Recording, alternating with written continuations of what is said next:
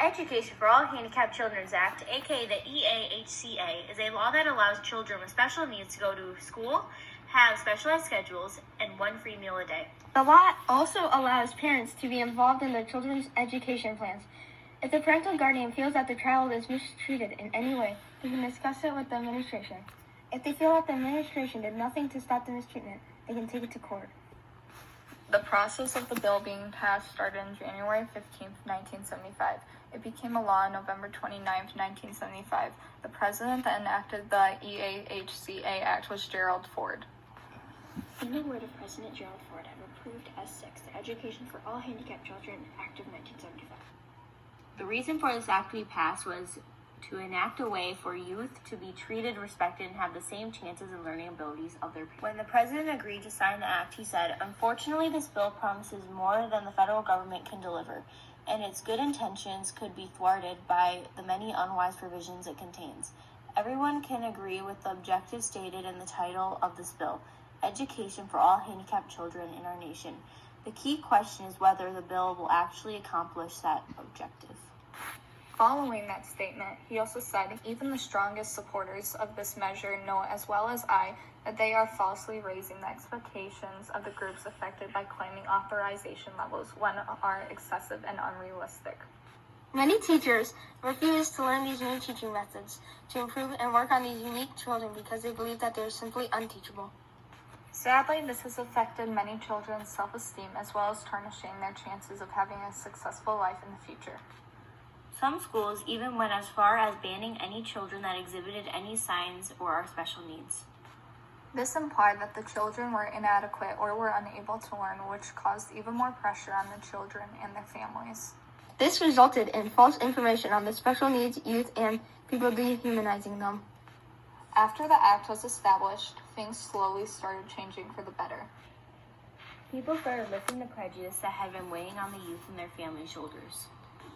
Although sadly, some people just refuse to accept it and still blame the youth for their disabilities. Luckily, over time, this has gotten better. More and more special needs programs were popping up all over the world. They even had certain teachers and professionals who specialized in teaching and helping the youth. Speaking of teachers who specialize in teaching these students, we had an interview with a teacher known as Elle.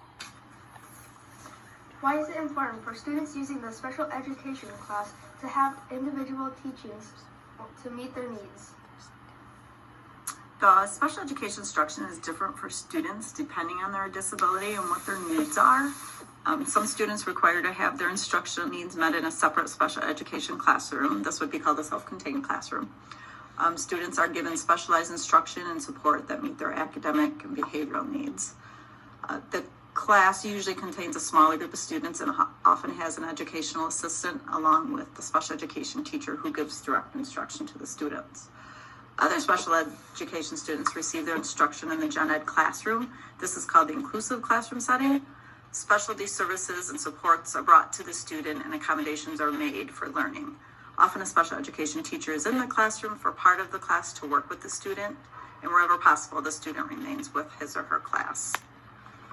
What are some pros and cons of them being categorized from their peers? Having a disability that falls under special education can have different effects on students. When students have a known disability, it is beneficial to them to receive the services they need to be successful in the learning environment. These services could include speech, occupational therapy, physical therapy, and social work. This can be in addition to the special education instructions and support they receive in the self-contained or inclusive classroom that focus on what they need. Some students who are in the self-contained setting can miss out on learning with their gen ed peers and have less opportunities to socialize with them. How might it affect students' well-being if they were held to a lower standard than their peers?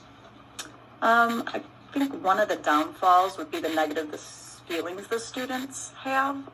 Often students feel different compared to the gen ed peers and don't always want to take the support and services they need to be successful because of this. Sometimes students with disabilities feel that they're not able to learn like their gen ed peers because they're given different instruction. Often in the inclusion classroom, students might be given different opportunities and different instruction or different assignments to complete because that's what they need, but they often just feel that's because they are unable to learn. So a lot of the negativity is because of just the perception students feel, not necessarily what is true. How may uninformed parents react and influence when they find out their child might need special services? Students that qualify for special education start out by going through different testing and getting the results back, and parents come in for IEP, individual education plan, and that is where the team sits down with the parents and kind of goes over what the students' needs are and what supports are going to be given at school.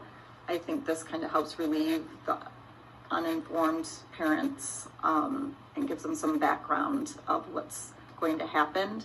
This is done every year for students that receive special education as well.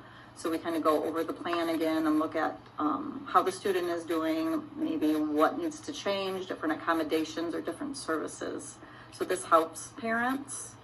And it's also a very good thing for parents to have a good communication, not only with their teachers, but with the special education support staff as well. And parents definitely influence students on their acceptance of receiving special education, and so they can really help support students and make them feel more comfortable with this. This act has opened doors for special needs youth that had been closed off, allowing them to have a fair chance at a successful life, and also allows them not to be isolated from their peers. The act also changed so many lives at home and in the school environment. This has helped so many students' mental health and feeling of not fitting in. According to scientists, it is shown that the mental health of parents and students often improve when they feel included in home life and school life. Over the years, this act has been improved, and many other laws have branched off of it.